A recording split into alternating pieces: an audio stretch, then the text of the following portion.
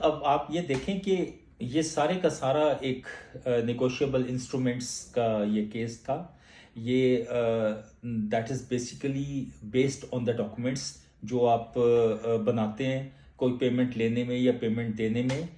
और जो सबसे अहम बात है कि मार्जिनल विटनेसेस के ना होने से character of the promissory note that does not change. एक बात। नंबर दो, जो 4 रिक्वायरमेंट्स ऑफ प्रोमिसरी नोट हैं they should be complete. Number 2। Number 3, अगर प्रोमिसरी नोट को किसी स्टेज पे किसी भी पार्टी ने चैलेंज नहीं किया तो अल्टीमेटली वो बाद में चैलेंज नहीं कर सकती। वो admissibility of document that is section 36 of the stamp act 1891। उसके बाद the circumstantial evidence leading to कि कोई प्रोमिसरी नोट इशू हुआ था या नहीं था, वो प्लेंटिफ के ऊपर उसका बोझ है केस करने वाले पे, प्रोमिसरी नोट इशू करने वाले पे कि जनाब मैंने बिल्कुल proper genuine promissory note issue किया और जो पैसे थे देवर पेड टू द डिफेंडेंट। तो यहाँ ये चीजें बहुत समझने की हैं कि जब भी आप सर्कमस्टांशियल एविडेंस पे अपने केस को बेस करते हैं तो then you have to lead to something कि जो जो एक प्रूडेंट माइंड है वो उसको समझने की सलाहियत रखे और कोर्ट भी उसको सच मानने पे मजबूर हो जाए। Only then circumstantial evidence can lead to some proof.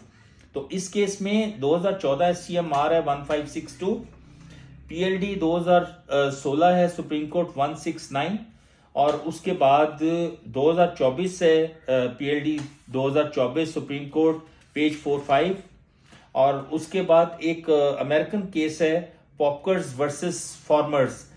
ये भी सर्कमस्टांशियल एविडेंस को जो है उसको लीड करता है। और एक और केस है John versus Duke of Marlborough. ये भी that was an important case relating to कि आप जब भी शहादत देंगे that has to be very complete. तो इस केस में प्लेंटिफ का केस जो था that was turned down by the honourable Supreme Court, और सुप्रीम कोर्ट ने बहुत डिटेल के साथ इस केस को इस एंगल से देखा कि आप बेशक आपका प्रोमिसरी नोट एग्जिस्ट करता है, प्रोमिसरी नोट बन जाए बिल्कुल ठीक है, लेकिन अगर मार्जिनल विटनेसेस आप पेश नहीं भी कर सके शहादत के अंदर तो इसका कभी प्रोमिसरी नोट की जो वेरासिटी उसकी सच्चाई है उस पर फर्क नहीं आता, क्योंकि अदरवाइज हर वो डॉक्यूमेंट जो आप बनाते हैं किसी क्लेम के अंदर जहां पे आपने कोई बयाना लिखा या रसीद लिखी या इस तरह के डॉक्यूमेंट्स बनाते हैं उसमें you need to have 2 marginal witnesses, और जब तक वो 2 marginal witnesses section 17 of the कानून शहादत के तहत नहीं आएंगे वो डॉक्यूमेंट कंप्लीट नहीं होता।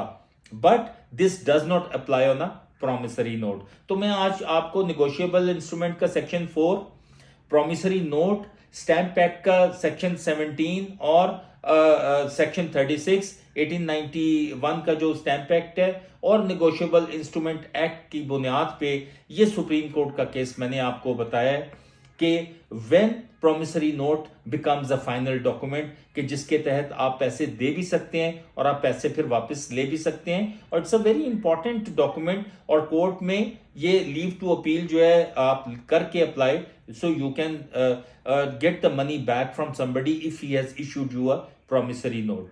तो थैंक यू वेरी मच। एक बात बड़ी अहम ज़हन में रखिएगा कि इसमें जो स्टैंप्स की कैंसलेशन है वो भी इंपॉर्टेंट नहीं होती।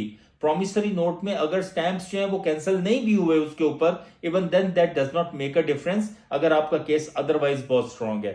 तो आज का केस ये आपको मैंने निगोशिएबल इंस्ट्रूमेंट का बताया। Next time again I will be referring to something. Thank you very much.